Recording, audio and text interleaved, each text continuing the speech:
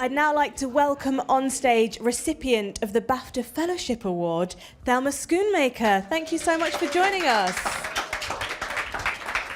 Thank you very much. Congratulations. Thank you. How does it feel to be holding another BAFTA? It's wonderful. We saw you chatting just now with Prince William and Kate. How was that? That must have been a very special moment. Well, he was lovely. He wanted to make sure that he's pronounced my very difficult name properly, so he sent a message saying, and so we wrote it out phonetically for him because nobody knows how to pronounce my name. It's actually Dutch from when the Dutch owned New Amsterdam before the British took it over in the 1700s. So really? My name is Dutch. It goes way back there. Anyway, it was very sweet of him to ask make sure he pronounced it properly. Yeah. What was Kate saying to you on stage? Can you remember? Oh, well, she's one of those actresses who's sort of take one, we call it. Mm-hmm. They come in so prepared, so seated in the part, that usually take one is the best take. Sometimes, Marty likes to direct actors, sometimes he shapes them, he pushes them one way or the other. Mm-hmm. But there are people like her who are just phenomenal, and I love editing them. What was it like hearing those lovely words from Martin Scorsese? Oh, very lovely. He's, I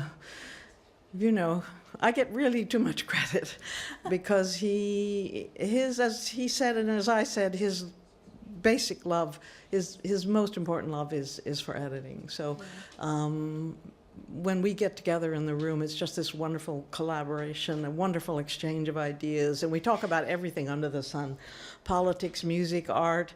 But as he said, just being in the room together is incredible. I think when he first met me, he felt he could trust me to do what was right for his films. Mm-hmm. A lot of times director-editor relationships are fraught, and that's not good for a movie, but that's never the way it is with us. We're both doing what's right for the movie. How has your relationship with him changed since your first film? Oh, it's changed enormously. I knew nothing about editing when I met him. Nothing. He taught me everything. Right. So over the years, I was a student, and then now I've become a full collaborator, and he relies heavily on me. But when I first began, I knew nothing. I wanted to become a diplomat. So I studied political science and Russian and things like that. But I accidentally became a film editor, thankfully. It's been the best life anyone could have. It's so creative. It's just phenomenal. How has your job changed over the past 50 years? Well, each film is different. You have to sometimes learn how to slow down. For example, you don't cut a movie like Goodfellas the same way you cut Age of Innocence, mm-hmm. because it's about 19th century America. And so you have to slow down and deal with people who aristocrats as much as America has aristocrats, and learn a different kind of pacing. Mm. Each film is different. And each film is a wonderful challenge. I'm so lucky because, as I said in my speech, I think a lot of editors don't get very good movies to edit. I think they could direct them better than the director, and I'm never in that state because Marty is just a genius, and I'm so lucky to work with him. You're a role model for so many people out there, sort of just starting out in the industry as well. Have you got any advice for the kind of future editors of the film world? Well, I think if you're trying to bust in, the thing you have to do is you have to almost be willing to work for nothing. I think that's how most of my friends got in.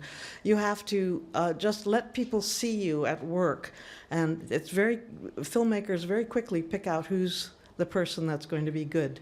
As a person working on a crew or in an editing room. I think you have to have a lot of discipline. You have to have tremendous stamina. It's very exhausting sometimes. You have to have a musical sense, a sense of pacing. But mostly you have to work with the director. You have to help the director get his vision up on the screen. Your job is not to fight with him. Your job is to help him. And if you put his vision up on the screen and it's not working, then you come up with solutions for that. Mm-hmm. But I do think it's very important that you support the director you're working with.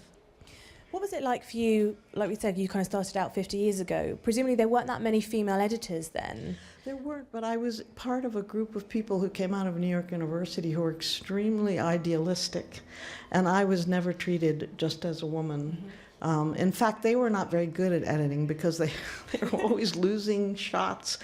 They weren't. The editing rooms were a mess. You know, I think women are a little more disciplined and can multitask more. And so it suddenly just fell to me. You know, it wasn't really a choice. They were just doing a terrible job at it. So I luckily was able to get in there and sort things out.